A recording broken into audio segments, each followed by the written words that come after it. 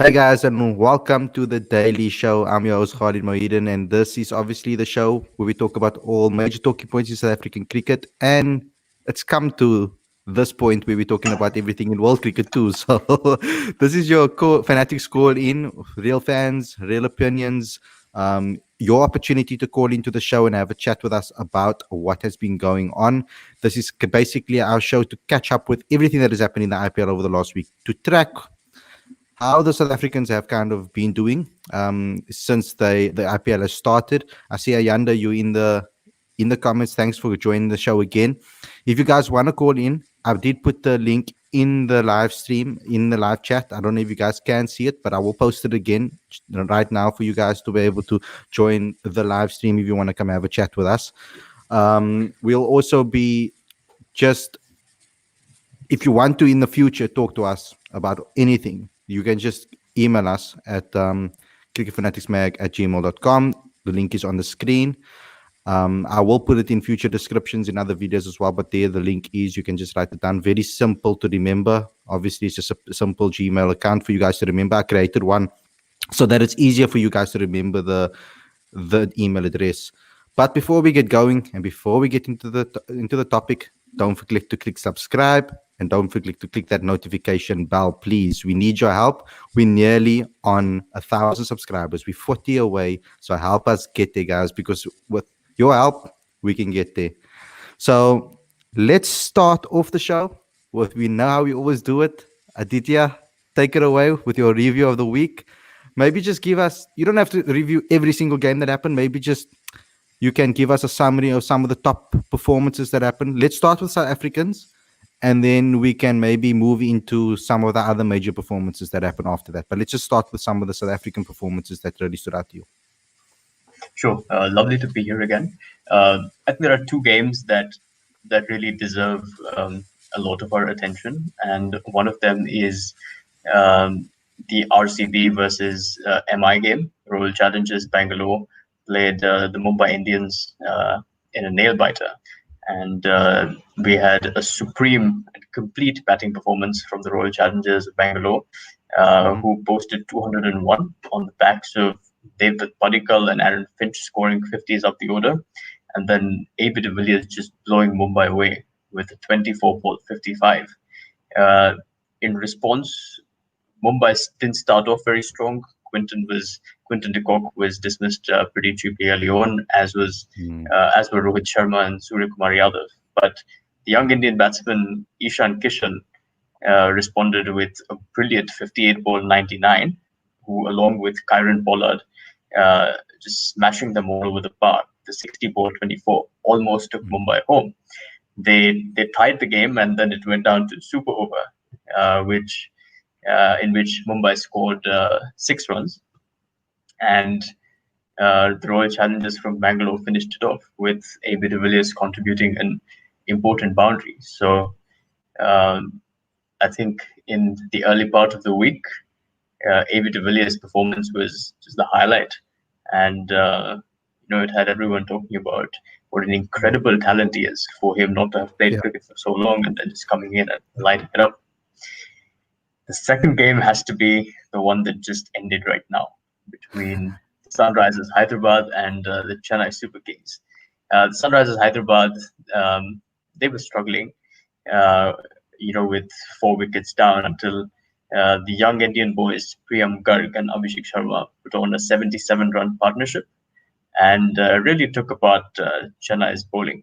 At one stage, after Kane Williamson was dismissed, it appeared as if Sunrisers' batting was just going to fall apart, but it didn't. The young men really came out to the party, and they put on an imposing 163, I think it was.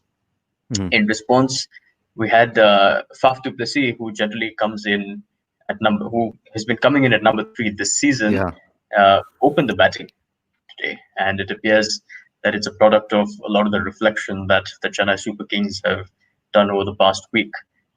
He came in and he looked pretty comfortable. He had a couple of crisp boundaries, but unfortunately he was run out, and it had the Chennai Super Kings in all sorts of trouble. I'm laughing there because it's not the first time that Faf is involved with a run out. He's quite popular with those run outs. He is, and I think it just happens with certain batsmen who are incredibly quick between the wickets. I think Faf and AB have gotten each other run out a number of times. Similarly, Virat Kohli and Rohit Sharma have gotten each other run out a number of times. So I guess it's just a practice with some of these quick runners. But then again, it was a bit of a struggle in the middle overs for the Chennai Super Kings, and in the last 3 overs, they needed to make 51 runs, and ultimately it was too much to do because they lost by 7 runs. But Yeah, it was a competitive game all in all, and it caps off a good week for the IPL. And of course, we've got a couple of exciting games coming up this weekend too. But awesome. all in all, it's been competitive cricket. Yeah, for you, Abai. What was the standout performance for you this week? Not this for you. If it was a South African, then great. But yeah, what was the standout match for you? I think RCB versus Mumbai, that was by far the most eventful match of this week. So I think ABD doing well for Royal Challengers, and then Mumbai nearly making something out of nothing towards the end and forcing a super over. That was unbelievable. Yeah, that was incredible. And we got a comment from Ravi for you that Malcolm Ruffle doesn't run people out. we're still waiting for Malcolm to come on the show sometime. Hopefully he does sometime soon. I tried to bring him on, but I think he had something. He had another commitment. So I think it's no maybe problem. later. Man. We will get him in sometime. You will come on eventually. Guys, sure. I see a lot of guys have tuned in right now. If you want to call into the show, the link is in the description. It is over there. But I have also put it in the live chat as well. And I'll put it in the live chat once again, just in case you've missed it. But it will be awesome for you guys to have a chat with us and you listen to what we have to say. So, guys, both of you, let's chat about Lungi getting a bit of a rest, we could say. Any Lungi fan will say he's gotten a little bit of a rest right now. Not having an opportunity to play for CSK. I'm still shocked that CSK still haven't played Imran Tahir. I mean, I think that is quite a phenomenal story, that one. It's a matter of balance, I think. If they have to, because there are 3 foreigners that they have to play, in Watson, Faf, and Sam Curran. And I think DJ Bravo showed today that he's quite he's a valuable member of the bowling team. He didn't get a chance to bat today, so we don't know what sort of nick he's in. But he's a valuable member of the bowling team, and given the circumstances, it's sort of difficult to fit in Imran Tahir. Of course, Lungi and Josh Hazelwood missed out as well, and Dhoni placed a lot of faith in 2 young Indian pacers, Shardul Thakur and Deepak Chahar.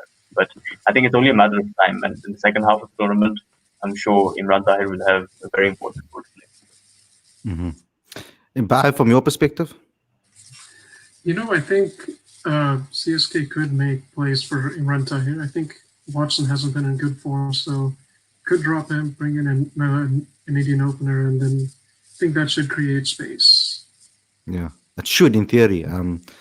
It's just, in theory. So, obviously, we have so many discussions about these overseas players, etc. And I know the IPL have done an amazing job, obviously balancing the sides. I think giving Indian players the maximum opportunity to be able to showcase their talent. I think that the MSL, for example, with a tournament like the MSL in South Africa, we are calling out actually because there's not so many. Okay, there's only 6 franchises, of course, but I mean, when it comes to that, we feel that we should maybe give more opportunities to overseas players. Some people believe that. There will be a debate in our magazine which comes out on Monday. Abai and I think Mark debated whether we should increase the number of overseas players in the MSL teams or not. And I want to hear from you guys in the comments, but you guys can go see what the 2 debates are in the next issue of the magazine. If you want to download the new magazine, you can just go to the link that's on the screen. The link's also in the description. You can become a subscriber. We're also reaching 1,000 subscribers with our digital magazine as well. So that's quite awesome. And thank you to everybody for the support. And the guys that have tuned in now, also, don't forget to subscribe to this channel. We're reaching closer and closer to that 1,000 mark. Guys, I want to talk to you again about AB de Villiers. And I'm hoping we're going to get maybe some callers in that will want to chat about him specifically. But another amazing display. And there was a little bit of chat between him and Virat Kohli before they came out for that super over. Aditya, do you want to maybe give us some insight into what would happen there? In the super over? Yeah, no, well, just before they went out to the super over, there was Right. apparently there was a chat that happened between AB and Virat. Right. So what happened at the end was, at the end of that game was when they were on their way to the dressing room, AB de Villiers basically said that I'm going to bat. and and of course there was no question. I think objectively also AB de Villiers should have been one of the batsmen to bat, and then Virat Kohli was I'm coming with you. And in his mind, thinking was that given that they had to make 7 runs, and Jasprit Bumrah was bowling. Even if they had to get the runs running, AB de Villiers and Virat Kohli were probably 2 of the fittest guys in the team, and they were most likely to do it on a hot evening. So that was a large part of the discussion. But then ultimately, AB de Villiers hit a very important boundary. Slightly lucky, but still incredible boundary. And then Virat Kohli finished it off with a fantastic leg lance as well. Yeah, of course. And Abai, any of the other performances that really stood out to you with besides South Africans now? Anybody that really you enjoyed watch play? You know, we could just talk about today's game. I think Priyam Garg, the Indian under-19 captain, I think he was superb, especially after Sunrisers lost 4 wickets and 3 of their very good players fairly early. I think he was under quite some pressure, and to score 50-odd from 26 balls is fantastic. No, of course. And I also want to talk about what do you think about the conditions so far that you've seen in Dubai? Because I mean, there's been a lot of very great chases here, more than I've ever seen. Actually, I think if I was reporting on every single match, I'd be dead because nearly every single match went into a super over. So I'm sitting here and I'm like, what is it about the Abu Dhabi wickets, or what is it about it? Do I go first? Yeah, I can go first. Yeah. To be honest, through the course of this IPL, I don't think a team has really had a template of, or has a comprehensive understanding of what has worked. Because, in the first 11 games, I think there were only 2 successful chases. All the other teams that had batted first had won. And then suddenly we see Mumbai coming out swinging, and it looks as if when Pollard and Ishan Kishan were batting, it looked as if batting first would have been, a terrible blunder on that wicket. So, and even today, I think if MS Dhoni and Jadeja had probably launched 1 over earlier, they might have taken the CSK home. So it's very difficult, and they had to. I think they had to make 100 runs in 8 overs, over 100 runs in 8 overs, and they were just short of 7 runs. So it's very difficult. I don't think even Stephen Fleming said in an interview that they played 3 games in the first 6 days, and so they were guinea pigs in a certain sense.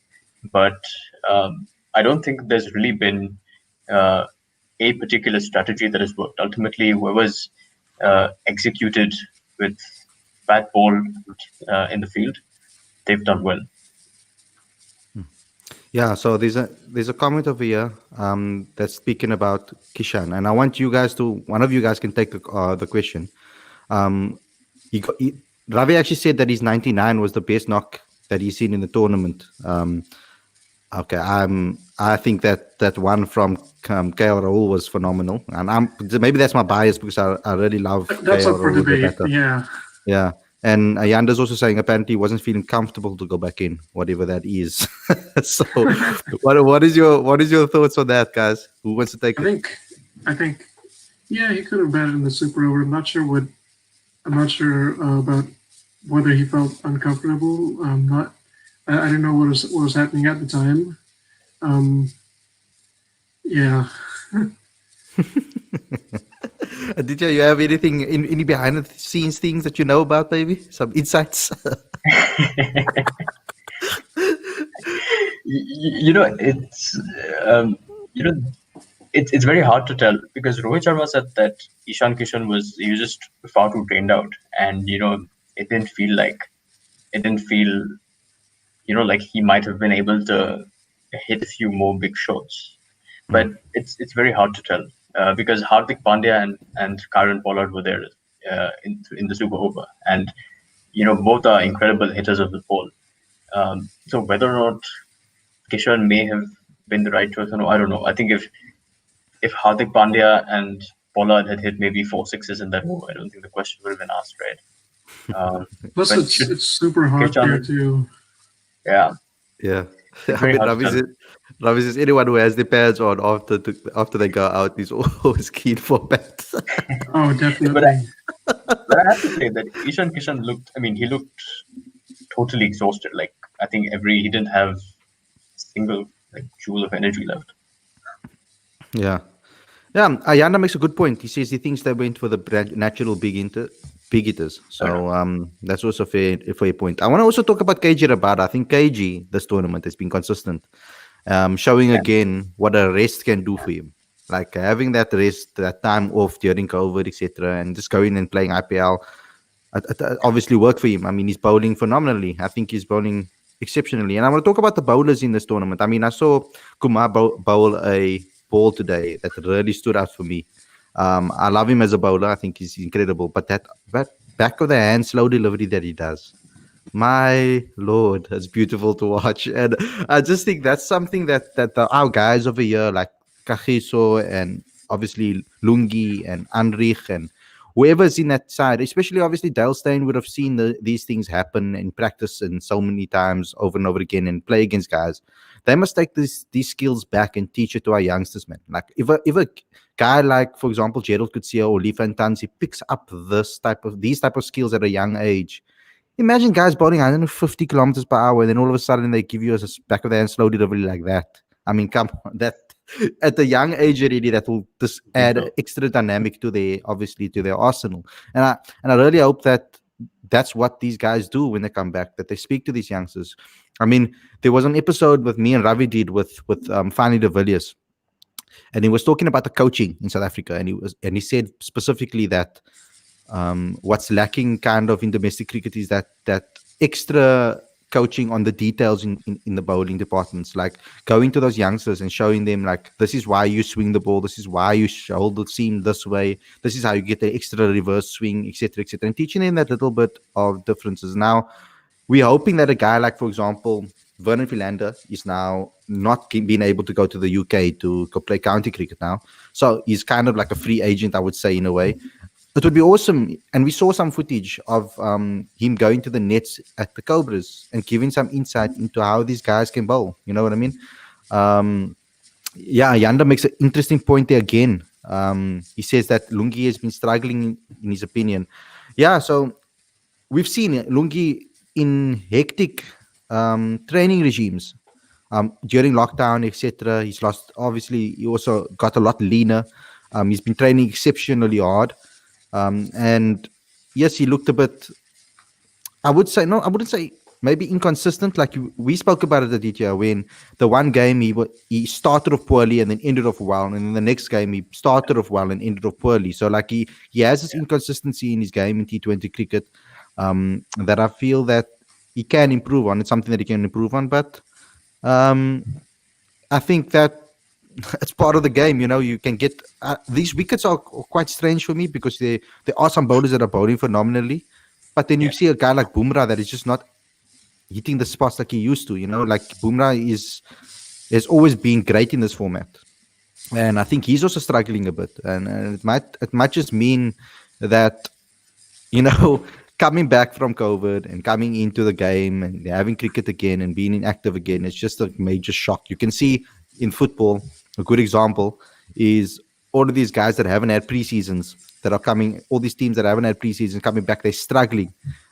Liverpool struggled against Leeds in the opening game. Yes, they beat them comprehensively in the end, but 4-3. Well, it was a very close game, but they were struggling. United was struggling on the opening game. City's been struggling. There's so many teams that have been struggling.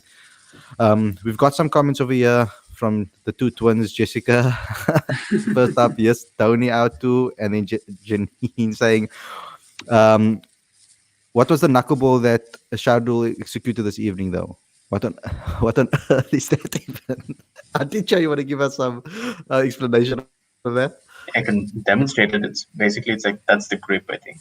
And this is where it's sort of delivered from.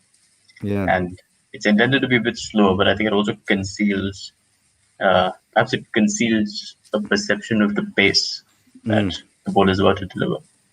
But isn't it like when you have such an unorthodox grip, isn't it easier to slip up? Like they must be practicing that ball a lot in training. Like, I mean, definitely. You can see how easily it can go wrong.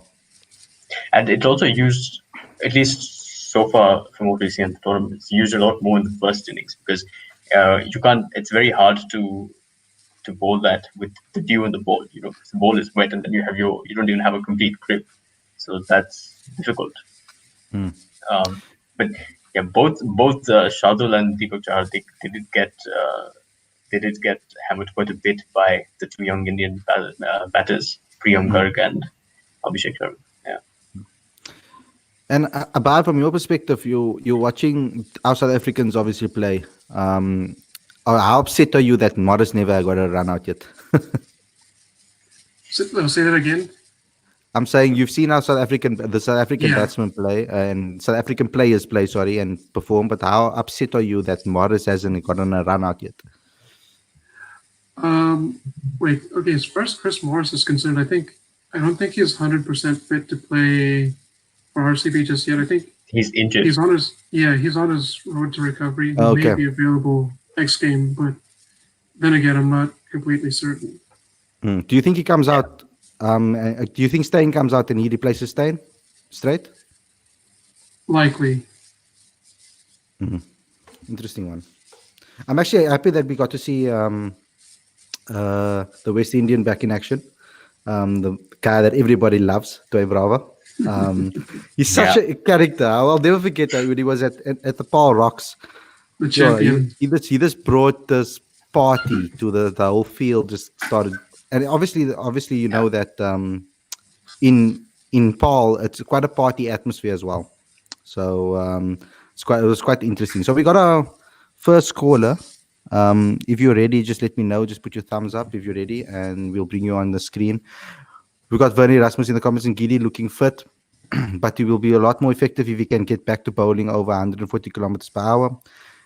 That will also make him a slower ball more effective with a bigger drop in pace. Now, that is something interesting that I've been seeing. Lungi hasn't been pushing to bowl that quick deliveries in the white ball cricket on a consistent basis. It's almost like he goes immediately for that slower delivery from like almost the get go. Like he mixes up his pace a hell of a lot, and I see a lot of fluctuation in pace for him. It's not always consistent. So it's quite interesting that he's tried to do that. I know he's added a lot of variations. He spoke to me about it. In an unlocked episode, you can go see that in unlocked episode playlist at the below. I like punting the shows that we have on the channel. But from that perspective, are you also seeing that, or am I just going completely crazy? I think earlier this year, Gady bowled very nicely against Australia, for example, but I think it's probably just rustiness, and I think that's the main factor that brought about like not so good performances in his first two games. Mm-hmm. Yeah. This is it's also sorry, Aditya, you go. It's also, I think, in the first two games that Chennai played, I think they're still trying to figure out a game plan, and they played in Abu Dhabi and Sharjah being the more batsman-friendly wicket. And in that, I think, most bowlers would have struggled. On our show that on the show that we talked about, the Sharjah game, it was a difficult one. I don't think it was very easy for any bowler out there. Even the most experienced, like Jofra Archer had been bowling through the summer, and MS Dhoni hit him for 3 sixes in that last over. So, um, it's, I think judging Lungi by that game might be a bit harsh. But I think if it had a consistent run for maybe 4, 5, 6 games, we might have a better idea of the sort of form that he's actually in. What do you think about this comment? Janine says Nasha and Dhoni needs to retire, not AB. I totally disagree. Why do you disagree, Aditya? See, I think, generally when players are on the wrong side of 30, the retirement questions come up naturally. Yeah. But I mean, MS Dhoni was really struggling on not from a batting perspective, from more like a fitness perspective. It was really hot out there. He had been keeping for 20 overs. Yet in the 19th over of the game, he was running as fast as I've seen him run at any time in his career. So there's no real problem there.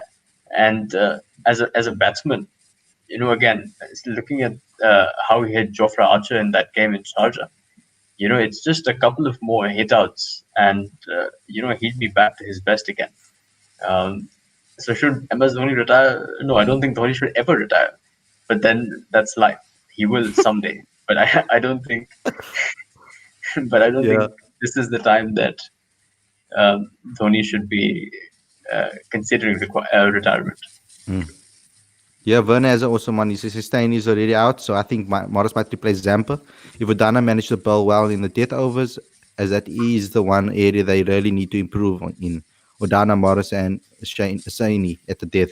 Now, I saw Udana bowl at the death for Paul Rocks, and the guy's proper. And I've spoken to some of the players. Like I spoke to Calverain and asked him, what is Udana like, for example, like to play against him in the nets. And he said even in training, guy hits the spot consistently over and over and over again. It makes it difficult for you to actually play against him in the nets as well. So that tells a lot about the caliber of play. He's very talented, actually. I think he needs a lot more applause than he actually gets. He has an amazing ability, and he has a good personality as well. So he's quite interesting over there. Let's go to anybody else want to say something else on that? Yeah. I think, I agree with Werner's comment. I think death bowling's been the Achilles heel for RCB for the past couple of years, and I think you can't waste any time when it comes to fixing something that could be very costly if left unaddressed. I'm just going to add one thing to that comment, which is that I think if you're looking at this IPL in isolation, I don't think teams have really figured out their death bowling strategies.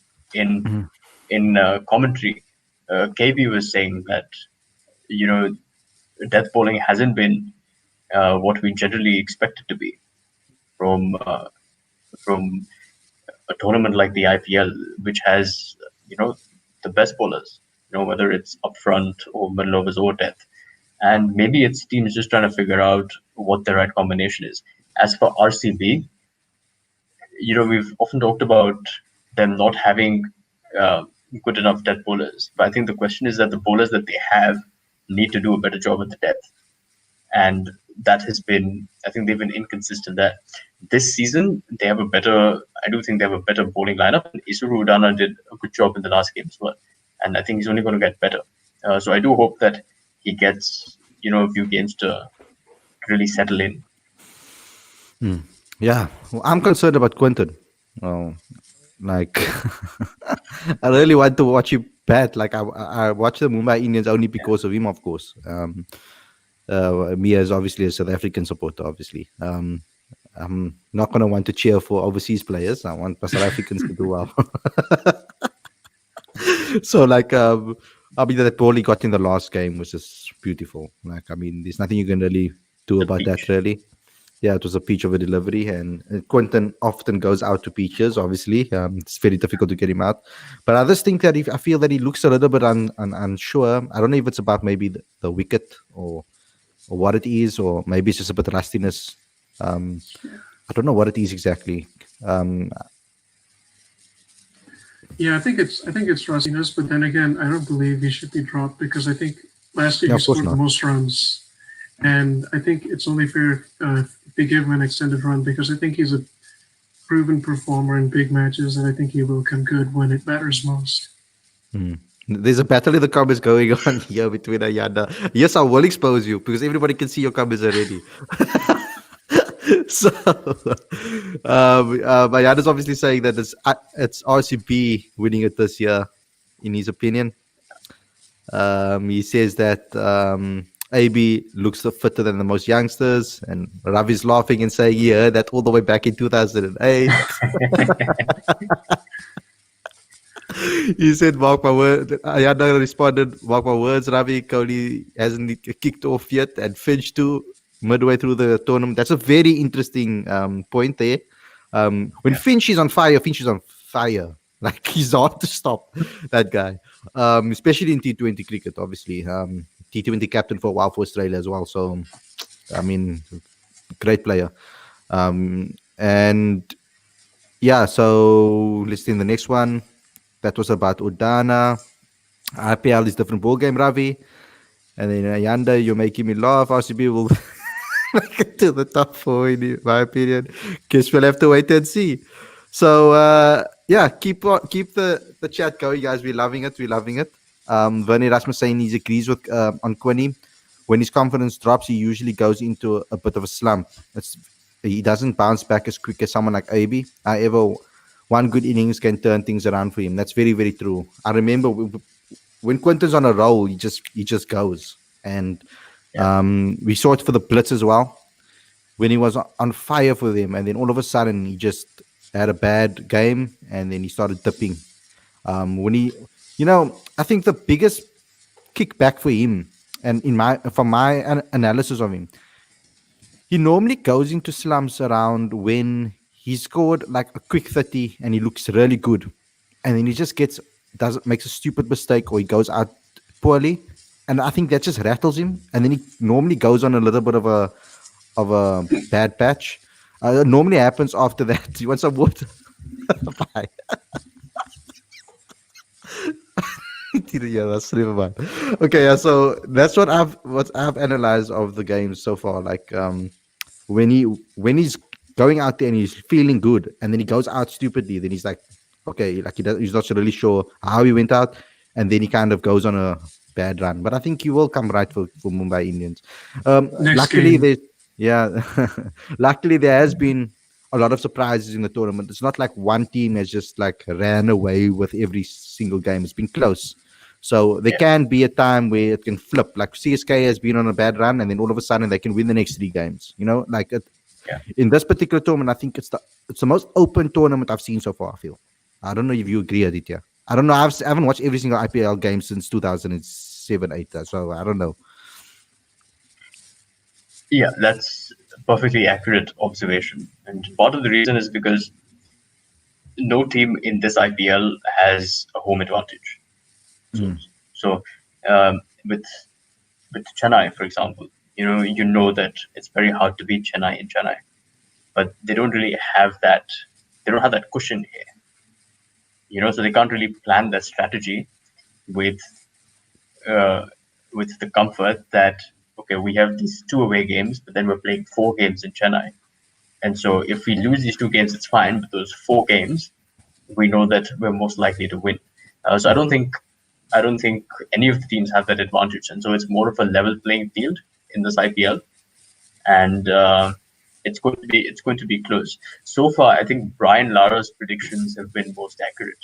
On his Instagram, he posts predictions before a game, and so far I think he's only got 1 wrong. He's got every other prediction right.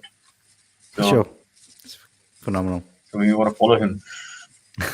Yeah. Cool, guys. Final thoughts. Let's just wrap it up now before I say bye to the people. Aditya, floor is yours. Yeah, you can go first. Okay. So polite.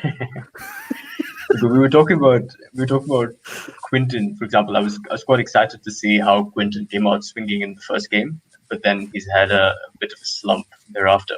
And I guess my guess would be that he maybe needs to take a little bit of time to adapt to surfaces. which he isn't really known to do. But I hope he does that and he ends up finding some form. As for all the other teams, I think every team has strengths and every team has certain holes that can be exploited. But overall, I think this has been an incredibly competitive IPL. And although we started with our top four predictions at the beginning of the tournament, I don't know how many of them will actually stand. At the beginning of the tournament, I thought Chennai, Mumbai, RCB, and Delhi might make it to the top four, but we'll have to wait and see now because the points table looks a bit dicey with Chennai, languishing at the bottom. So we'll have to see. Yeah. Bye. Final thoughts from you? Well, still very early days in the IPL, so as well, it's a very cliche saying, but anything can happen. I just saw the comment. I think the prediction was like Mumbai, Bangalore, Delhi, and Hyderabad. I think Rajasthan Royals have a pretty good chance too. I think they have very good overseas players, so I think competition's wide open, and I'm looking forward to what's to come ahead. Cool. Hoping RCB wins tomorrow. Of course, yes. So, guys, thanks a lot for calling in. Obviously, you guys will be back on our Sunday podcast, hopefully. So, we'll have a great chat over there. It will be a nice, long, in-depth discussion with everybody. So, thanks a lot for calling in, guys. Thanks a lot and have a good night. Cheers, man. So, guys, thanks a lot for tuning in. I really had a lot of fun talking to all of you.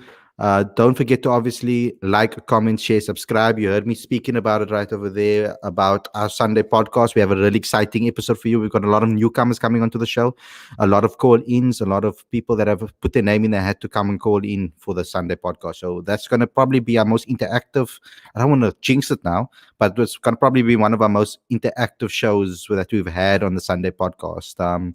So really excited about that one. Guys, obviously, don't forget to like, comment, share, subscribe, as I said already. If you want to call into future shows, you just email us on the day.